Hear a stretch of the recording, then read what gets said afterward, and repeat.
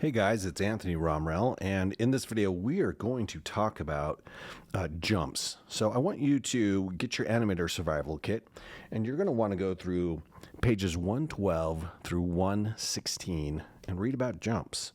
So I have a starter here for you. It is, if you go to the Git repository and sync it up, it is pages, you got the animation starter page, 112 to 116. This one is called Contacts. And so I've been working on some contacts here pretty much strictly out of the book. Now, there's a few examples of jumps, but just to get started, I put this Boney here, your default character, into a starter pose.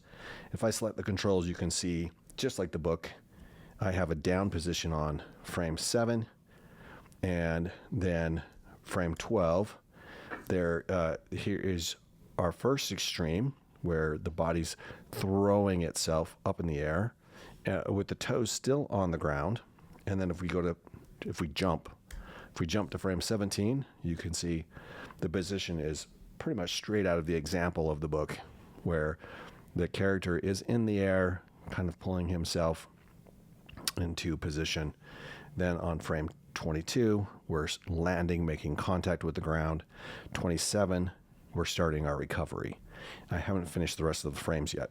So let's talk about each phrase. A couple of things, case in point. So from frame 1, we're in a neutral position, a neutral stance here. And in frame 7, this is where we're drawing up our energy to explode into jumping.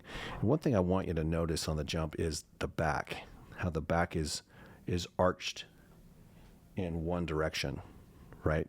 And the arms are thrown back. Now, you can jump any way you want. There's no necessarily right way.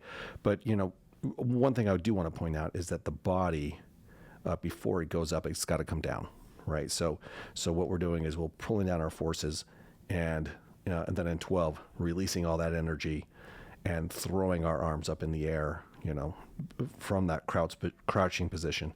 And then our back is straight. Everything is nice and straight going up. And then when it starts to hit the highest point of the jump, you can see we've reversed the back. So the back is now arcing this direction. So on 7, it's reversed. So this is arcing forward.